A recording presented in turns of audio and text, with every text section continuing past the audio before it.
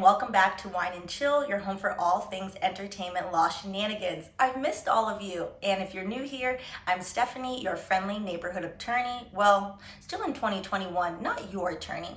Which brings me quickly to our disclaimer. By watching this video, you understand and acknowledge that this video is not giving legal advice and is for entertainment purposes only. You also consent and agree that you have read the full disclaimer below in the description box. Cool, how have you been? 2021 is off to a raggedy start.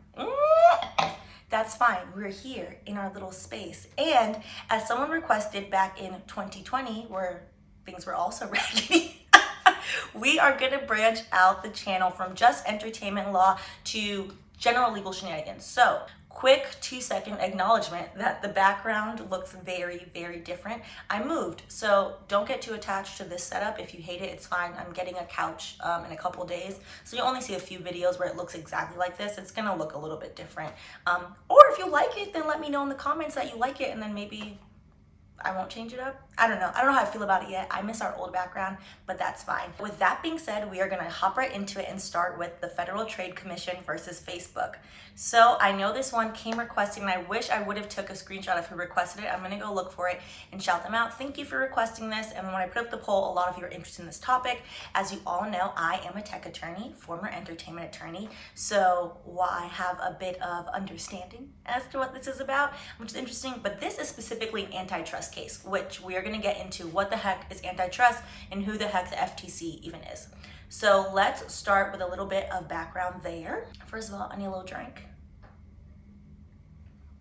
The whole reason why the FTC, so I'm going to call them the FTC, Federal Trade Commission, instead of saying the whole thing throughout the case, they exist to protect consumer rights and then also to promote competition. And what the heck is promoting competition?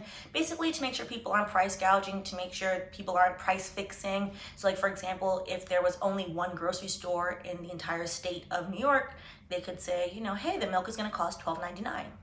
And if I wanted the milk, I wouldn't be able to, bargain with them because they're the only ones that sell the milk, which would be a monopoly on milk, which is why the FTC would then probably break up the company, which is what we're gonna see they're trying to do with Facebook. Wild. So with that this is a complete antitrust case, which is super interesting. Antitrust, I'm going to read to you the definition. Antitrust is a group of laws established to regulate business practices in order to ensure that fair competition occurs in an open market economy for the benefit of consumers. Antitrust is basically to protect your right to get the best product at the best price.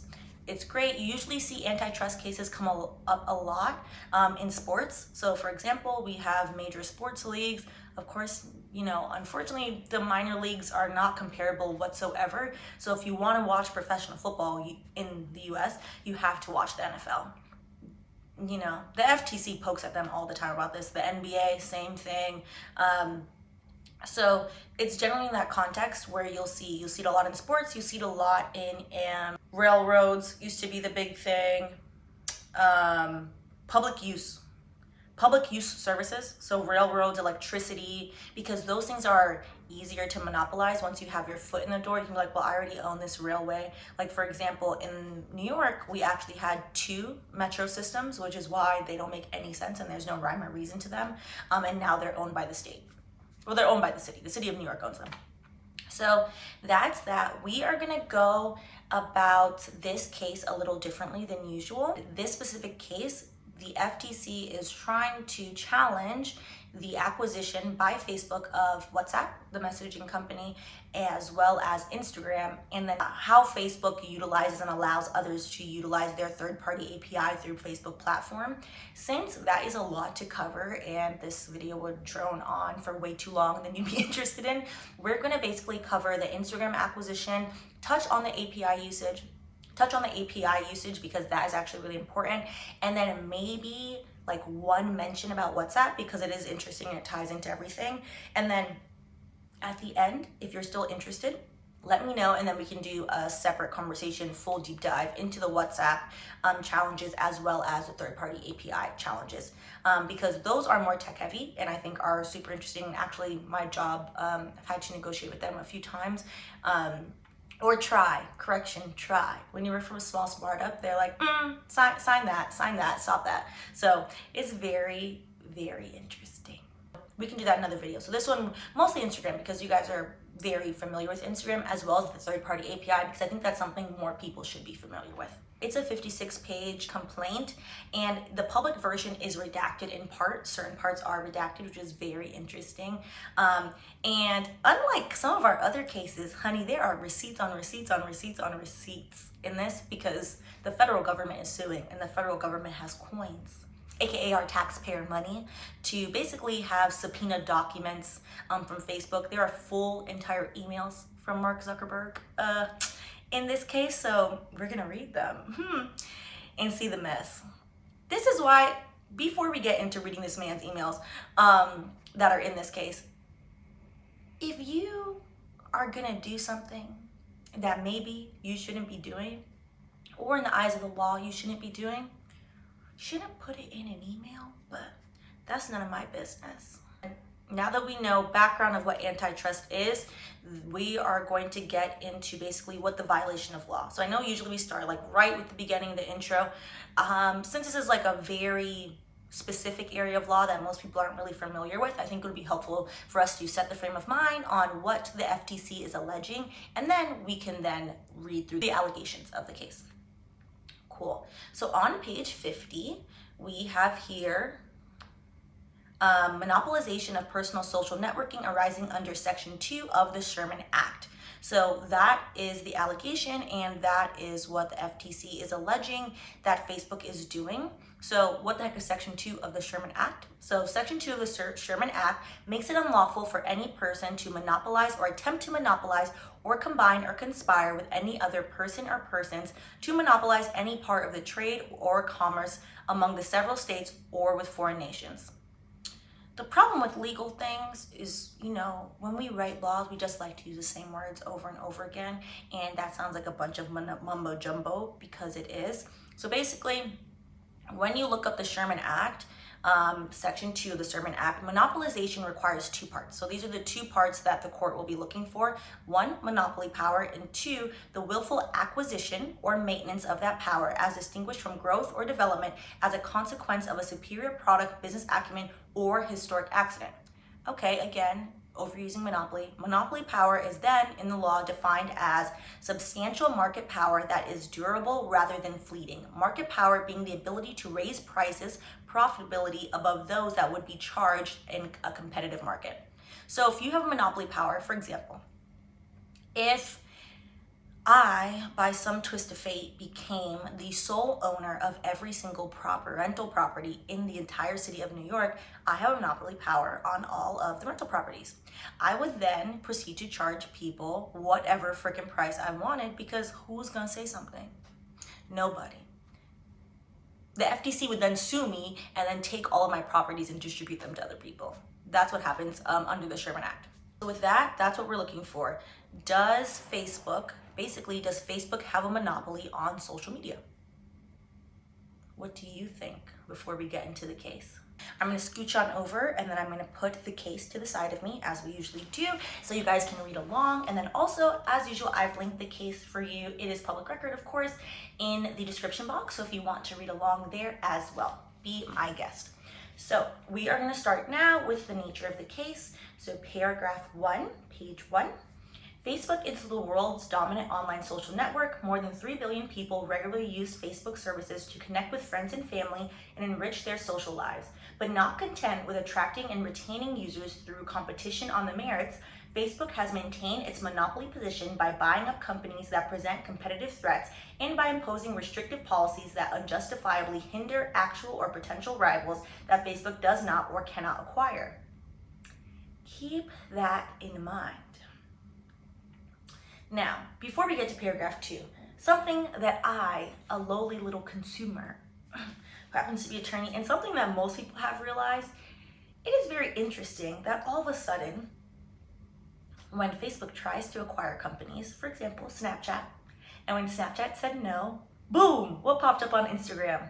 Stories. What's on Instagram now? Which Facebook owns Instagram, which all of you know this. What's on Instagram now that is eerily similar to TikTok? Just an observation. Paragraph 2.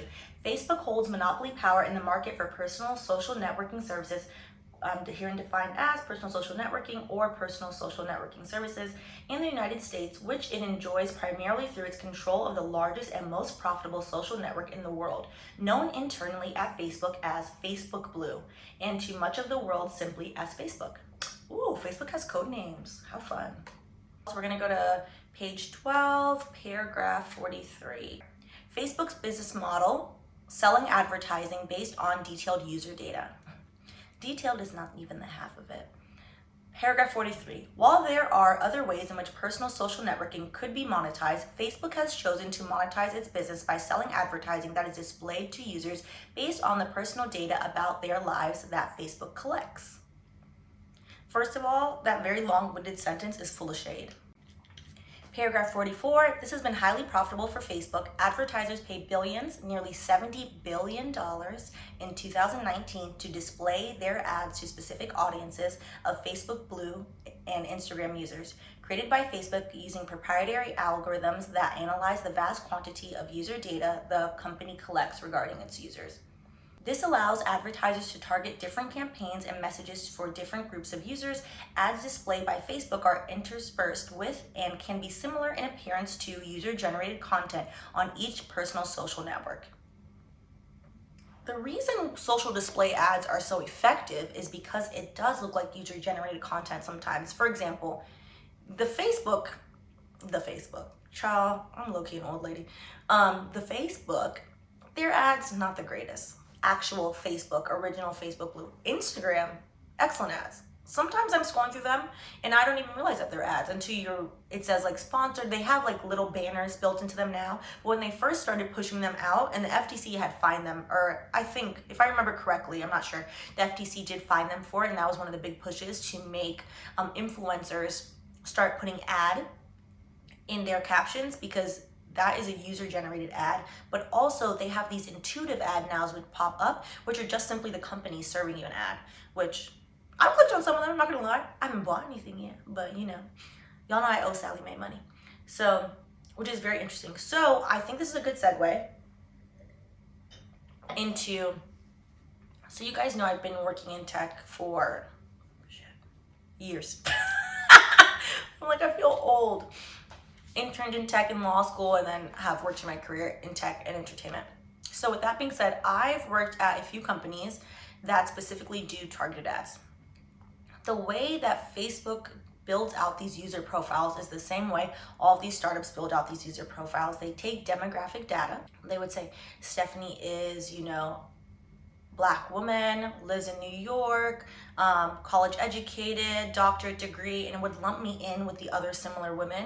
And then it would then take from there and start to see the things that we buy. So somebody else with similar demographics, even if the only thing we share in common is the demographics, it will start serving me the same things because it's just faster.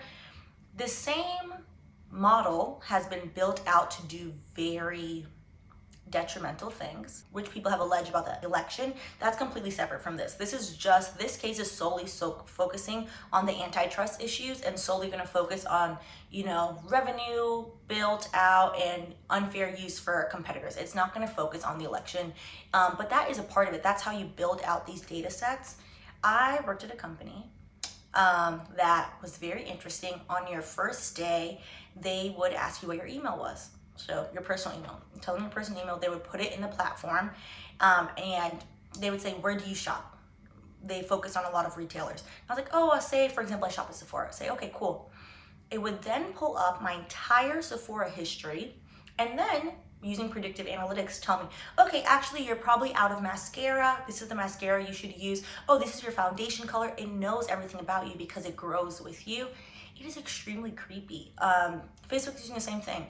Facebook, however, was built for desktop, not for mobile, which is why we're going to see the rise of Instagram and why the case is going to basically walk through why Facebook acquired Instagram and why Facebook will fight tooth and nail to not lose Instagram. So that's basically what we're going to focus on the majority of today. So with that being said, let's go to the Instagram acquisition. You'll notice today, I know we're jumping around, but that's because in my humble little opinion, I didn't like the way that it was laid out. But what does little me, one attorney, know versus, the whole crew at the FTC? Nothing. I'm just saying, personally, I like my things laid out a certain way. Paragraph 10, Instagram acquisition. In 2012, Facebook acquired Instagram, the most significant personal social networking competitor to emerge since Facebook Blue launched. Paragraph 11, Instagram, a mobile-first app, remember that, that's very important, that enables users to engage in personal social networking with family and friends through taking, editing, sharing, and commenting on photographs, emerged at a critical time of technological and social transition when users of personal social networking were migrating from desktop computers to smartphones and towards a greater use of photo-based sharing. Smartphones combined high-quality cameras with mobile access to the internet, which gave consumers new ways to share moments of their lives. That's why Instagram blew up. So Instagram capitalized on two huge trends that we were seeing, which definitely made sense.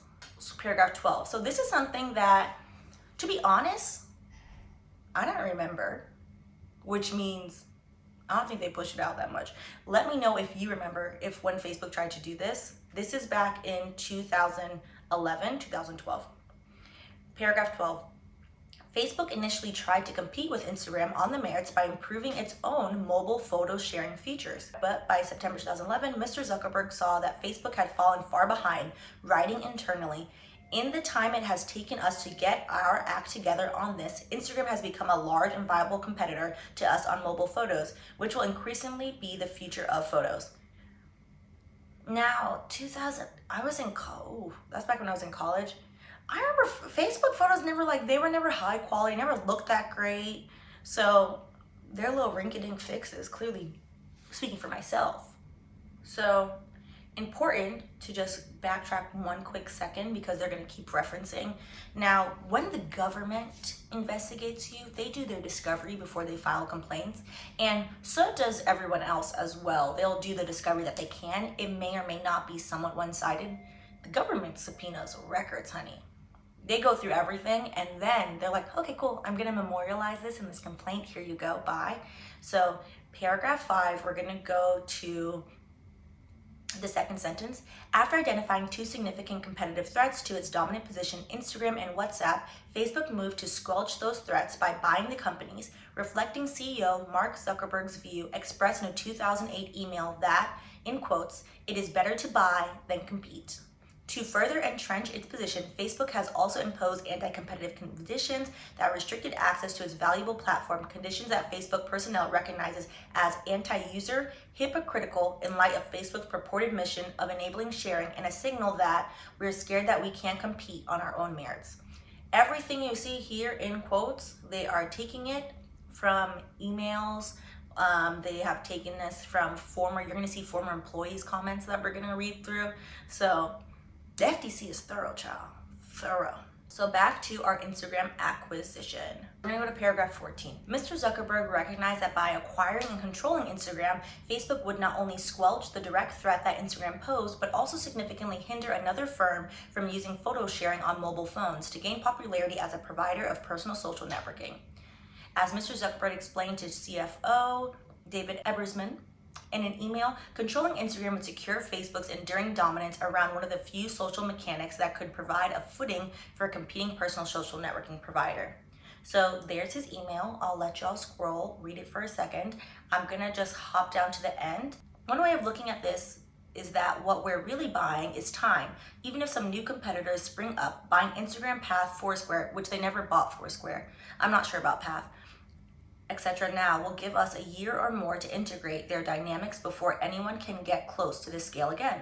Within that time, if we incorporate the social mechanics they were using, those new products won't get much traction since we already have their mechanics deployed at scale. So down to paragraph 15. On April 9th, 2012, the day Facebook announced that it was acquiring Instagram, Mr. Zuckerberg wrote privately on a colleague to celebrate suppressing the threat.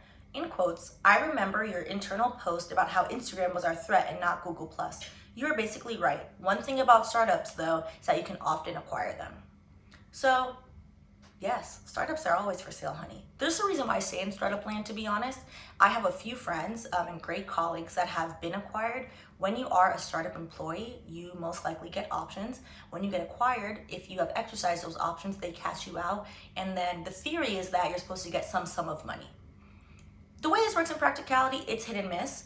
I'm gonna do a separate video on that, so let me know in the comments, because I personally am a big proponent of encouraging people, particularly people of color, particularly Black people who are underrepresented in the startup world, to join a startup. It can be a great financial up in life. It can be a great career booster. So separate video on that, just wanted to plug that in there. So if you're interested, let me know in the comments as well. Paragraph 16, through its control of Instagram, Facebook has attempted to prevent Instagram from cannibalizing Facebook Blue, confirming that an independent Instagram would constitute a significant threat to Facebook's personal social network monopoly. Despite Facebook's effort, Facebook Blue has lost users and engagement to Instagram. Redacted. That's the one thing, because certain of this is proprietary information of the company, and this is a public document, and a government agency is suing. There is a lot of redactions in here, and I would love to know the numbers. Facebook does not release the numbers of Instagram versus Facebook engagement, because most likely, one can assume, we can guess that Instagram is hedging out Facebook or has surpassed Facebook. So very, very curious. We're gonna get into the specific anti-competitive conduct that Facebook has allegedly reported against Instagram. We are now basically going backwards in time, even though we're going forwards in the complaint. So I'm gonna try center you guys every time, since we are jumping around to make it more manageable. So basically now we're going back to when Facebook acquired Instagram, even though we just talked about that. So I told y'all I don't like the way the complaint is written. So Facebook acquired Instagram to neutralize a competitor. So now we're going to go into the examples the FTC has as to why Facebook did this, and the FTC's proof and evidence to these allegations. Let's go to paragraph 84, actually, on page 24. So remember, Facebook was trying to build out their version. So email Mr. Zuckerberg warned that Instagram was a major threat. One theme in many of the products we're about to launch, Newsfeed, Timeline, Open Graph, is that people love nice big photos. A lot of the time, people don't even understand how the Newsfeed or Timeline works, but they love those products because of the bigger and richer photos. While this is nice in the short term, I view this as a big strategic risk for us if we don't completely own the photo space. If Instagram continues to kick ass on mobile, or if Google buys them, then over the next few years, they could easily add pieces of their services that copy what we're doing now. And if we have a growing number of people's photos, then that's really an issue. And if we don't have a number of people's photos, then that's really an issue for us. They're growing extremely quickly right now. It seems like they double every couple of months or so, and they're basically already 5 to 10 million users. So at this point, Facebook is huge and it's tiny little Instagram, but that's what big tech does. Big tech sits there and just watches. Startup land is like, because you can buy startups, and as a startup founder, that's your whole goal, to either IPO or be acquired. And acquisition is so much easier than IPO. IPO is a long, long road, and many of them fail. So there are a lot of emails in here, so I would highly implore you, if you're curious, to read through them. For the sake of time, I won't read all of them to you. So paragraph 95, on April 9th, 2012, Facebook announced that it had reached an agreement to acquire Instagram for $1 billion. $1 billion for a 2-year-old company. Which, mind you, this is like a huge sale, and I think, I would guess, looking back, the co-founders of Instagram probably were like, damn, yeah, just waited it out, could have some more money. Facebook's most expensive acquisition as of the date. Facebook paid a premium for Instagram, reflecting the significant threat that Instagram posed to Facebook's monopoly. So now we're going to scroll down to paragraph 97. Other close observers of Facebook recognize that Facebook had neutralized a significant competitive threat by buying Instagram. For example, in an email dated April 12, 2012, a major Facebook shareholder and former Facebook executive wrote to Instagram co-founder Kevin Systrom. You gotta be real bold to write the former co-founder and be like, hey, by the way, so glad we purchased you. In the email, I have been prodding various Facebook folks, including Zuck, for at least 6 months to do this. Do it quickly and do it at any cost. From my personal perspective, the risk of not buying you guys and someone like Google snapping you up was beginning to make me and a lot of other major shareholders extremely uncomfortable. In the last few years, Facebook allowed its core product, photo product, and its mobile phone offering to languish. As a result, the photo product never realized its ultimate potential, and worse, it ran the risk of the unthinkable happening, being eclipsed by another network with a parallel graph. As you know, photos is in the lifeblood of Facebook, so it's tracking the language of the statute, which is, can a consumer go anywhere else other than Facebook or Instagram. I mean, you could go to TikTok, which we see what they've done with TikTok. Listen, I don't know how to use TikTok or Reels. It's just not for me. So paragraph 98. Less than 2 weeks after the acquisition was announced, Mr. Zuckerberg suggested canceling or scaling back investments in Facebook's own mobile photo app as a direct result of the Instagram deal, writing in an email dated April 22nd, 2012, example of things we could scale back on or cancel. Mobile Photos app, since we're acquiring Instagram. And Facebook did indeed allow it to die, making only 2 updates to it before discontinuing it entirely in 2014. I have no recollection of a Facebook photo app. Do you? Let me know in the comments. Do you remember a Facebook photo app? I have no recollection of that. I also was like not a huge social media user, so maybe that's why I don't remember it. I didn't get Instagram until I was like in law school, so like 2000, when I interned at Bad Boys, 2014. Because when I interned at Bad Boy, they wanted me to post something about it, so that's the only reason I had got Instagram. So, for a tech lawyer, I don't like that much tech in my life, for good reason. All right, page 30. 102, and we're gonna close out with this. By acquiring Instagram, Facebook neutralized Instagram as an independent competitor to Facebook Blue. Since the acquisition, Facebook has taken actions to reduce the impact of Instagram on Facebook Blue, confirming that Instagram is a significant threat to Facebook's personal social networking monopoly. For instance, after the acquisition, Facebook limited promotions of Instagram that would have otherwise drawn users away from Facebook Blue. That hasn't changed anything, but they tried. They tried it.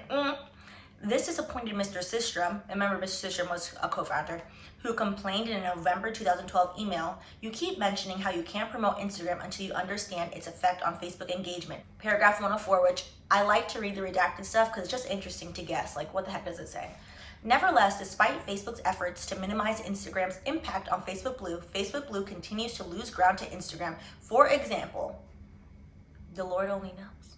But you can tell. It's basically implying, and whatever is written in there, that Instagram usage may likely be higher than actual Facebook usage, which makes sense. Like, Facebook hasn't changed the UI in years. Like, it's not exciting. Like, it doesn't make me excited. I only go on there to see my friends that post funny memes, to be honest. I don't know. It's not for me.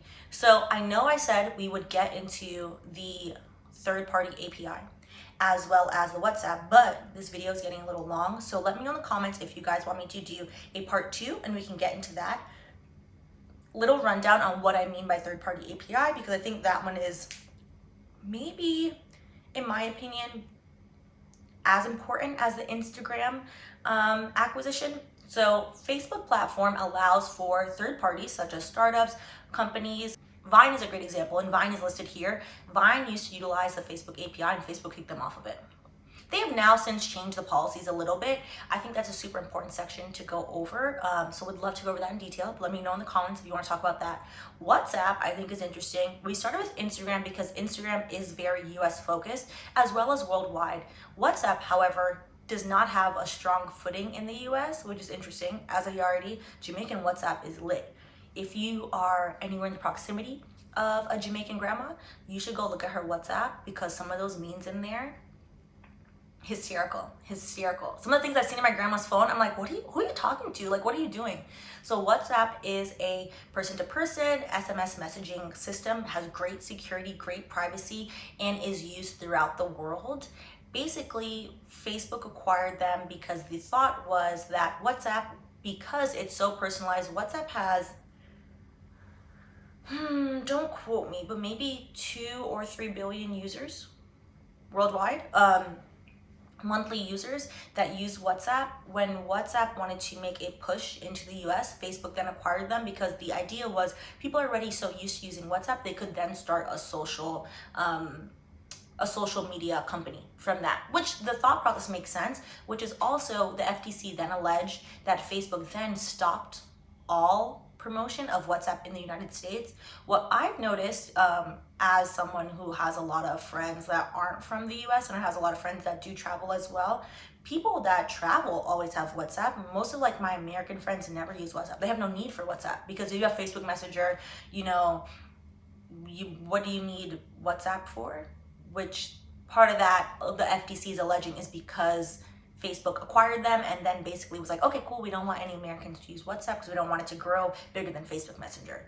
It's going to be interesting to see, of course, the federal government, because we pay a lot in taxes, has a lot of money to fight this.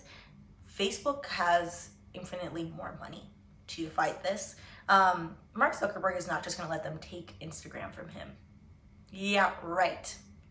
So it's going to be interesting. Before we go, I actually have some updates for you, some exciting news. So with the new year, I want to bring you guys more content. I'm super excited. So we're going to do Legal Tea Tuesdays, which is going to be a mashup of trending lawsuits, which is going to be super exciting. Small summary. So it's going to be like max 20 minutes.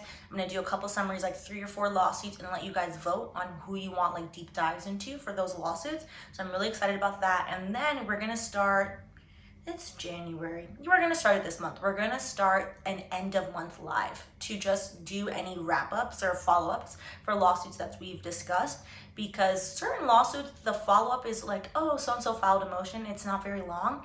That way you guys can like ask live questions, and that'll be a lot of fun. So I'll let you guys know the cadence or that. We'll do the end of every month, maybe I don't know what day yet. I'm gonna pick a day and I'll let you know closer to the day, but it'll definitely be the last week of every month, and then we'll pick a day and it'll be that day. So I'm super excited. So with that being said, if there are any topics that you're interested in, because I'm doing my content calendar for the year and for the next couple months now, let me know.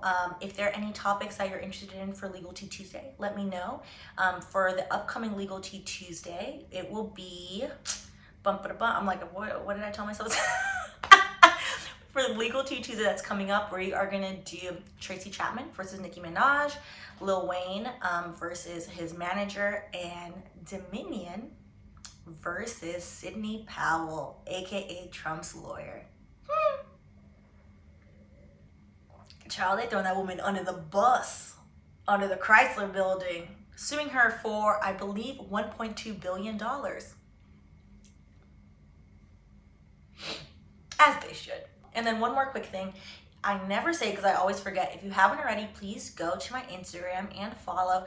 And I know you're like, Stephanie, there's no content on there. There's not, but there's going to be. I do put like whatever case I'm working on there, so you'll know ahead of time like what's coming up. And then also I'm gonna start doing like more content in general, probably like in the stories and then also in posts, then you'll get more things. So go ahead and follow, and that way you can always know like what's coming up on the channel. All right guys, I will see you in the next video.